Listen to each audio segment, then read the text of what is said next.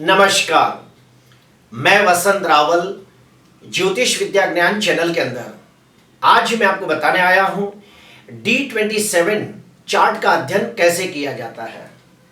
हम लोगों को जब किसी व्यक्ति की जन्म कुंडली के अंदर देखना होता है कि व्यक्ति शरीर से कितना स्वस्थ, तंदुरुस्त और निरोगी होगा, तो ये सारी बातों का जवाब हासिल करने के लिए सबसे पहले जन्म कुंडली के अंदर लग्न भाव और लग्नाधिपति, छठवां भाव और षष्ठेश, ये चीजों का अध्ययन किया जाता है।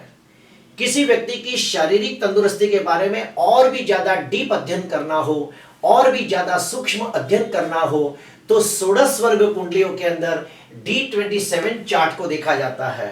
और D27 चार्ट देखने के बाद हमें पता चलता है कि व्यक्ति कितना स्वस्थ, तंदुरुस्त और निरोगी होगा। तो आइए शुरू करते हैं। D27 चार्ट के अंदर हम लोगों को 5 चीजों का अध्ययन करना होता है। कौन कौन सी है तो सुनिए।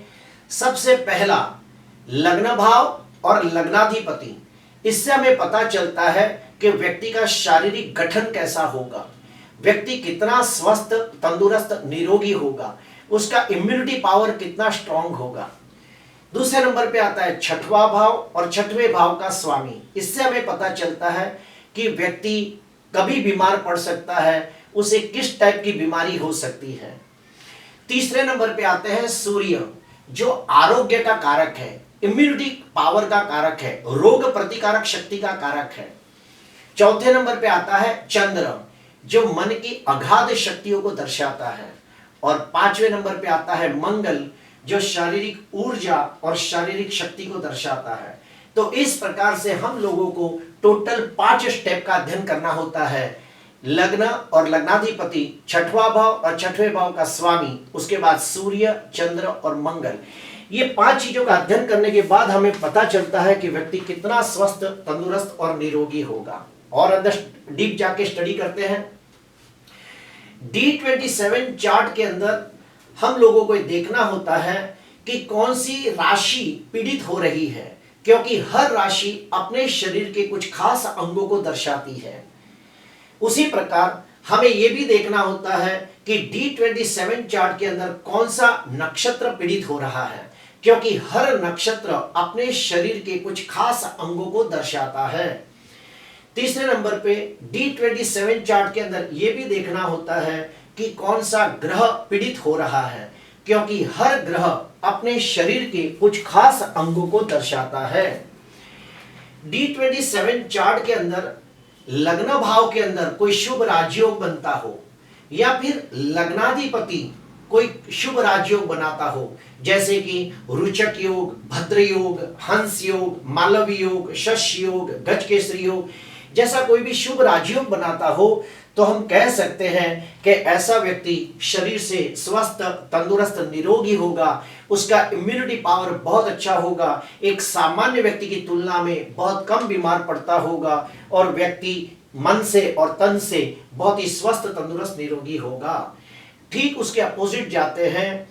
D27 चार्ट के अंदर लग्नेश और षष्ठेश और उसके साथ साथ सूर्य, चंद्र और मंगल अगर जो पीड़ित होते हो, कमजोर होते हो, निर्बल होते हो, नीच राशि में निर्बल हो, पाप ग्रहों से द्रष्ट हो, पाप ग्रहों से पीड़ित हो, या फिर सूर्य राहु केतु के साथ सूर्य ग्रहण योग बनाता हो, चंद्र राहु केतु के साथ चंद्र ग्रहण योग बनाता हो, मंगल राहु केतु के साथ अंगारक योग बनाता हो, तो बिल्कुल अच्छा नहीं मानते। और अगर D27 चार्ट के अंदर लग्न भाव के अंदर विष योग, चंडाल योग, संघर्ष योग, जैसे अशुभ योग बनते हो तो बिल्कुल अच्छा नहीं मानते।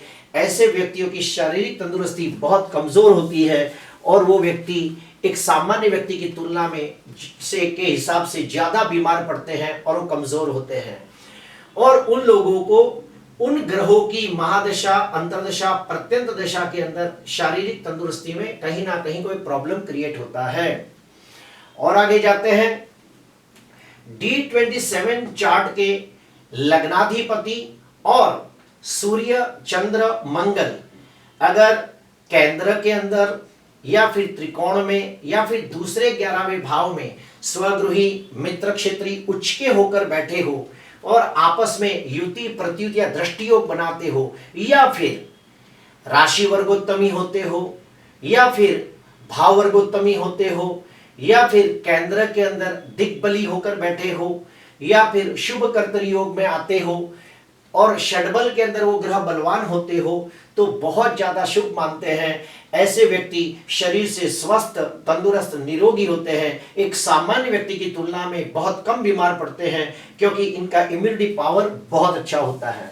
अभी हम कुछ एग्जाम्पल के साथ बात करेंगे। तो आइए सबसे पहला एग्जाम्पल लेते हैं वृषभ लग्न का।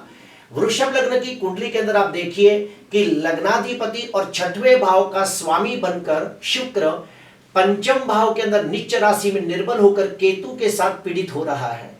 उसके ऊपर मंगल की 7वीं दृष्टि पड़ रही है और शनि की भी 3री दृष्टि पड़ रही है। तो यहाँ पे शुक्र बहुत ज्यादा पीड़ित हो रहा है, क्योंकि केतु से पीड़ित है, मंगल की भी दृष्टि है, शनि की भी दृष्टि है, और 5वें भाव का स्वामी बुध भी शनि के साथ पीड़ित हो रहा है।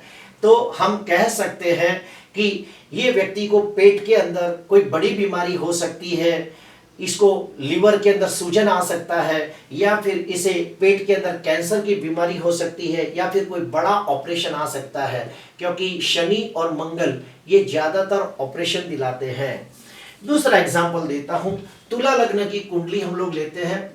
तुला लग्न की कुंडली के अंदर आप देखिए छठवें भाव का स्वामी ग्रह गुरु चौथे भाव के अंदर नीच राशि में निर्बल होकर राहु के साथ गुरु चंडाल योग बना रहा है, और उसके ऊपर मंगल की 4थी दृष्टि पड़ रही है।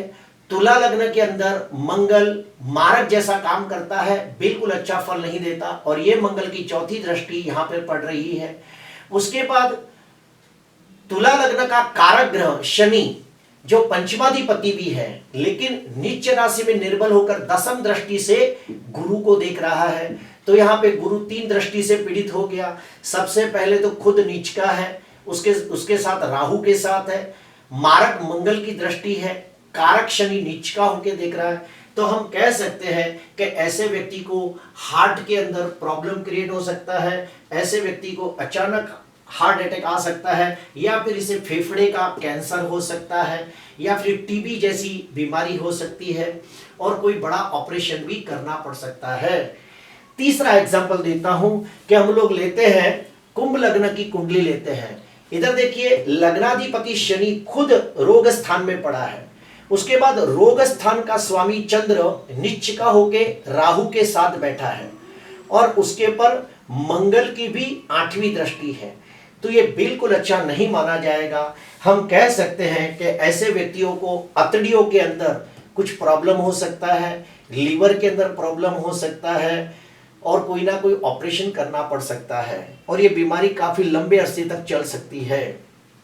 चौथा एग्जाम्पल देता हूं कि मीन लग्न की कुंडली के अंदर सूर्य 6वें भाव के अंदर राहु के साथ सूर्य ग्रहण योग बना रहा है, चंद्र ग्रहण योग, सॉरी, मीन लग्न की कुंडली के अंदर चंद्र 6वें भाव के अंदर चंद्र ग्रहण योग बना रहा है, और 6वें भाव का स्वामी सूर्य भी 8म भाव में नीच राशि में निर्बल है।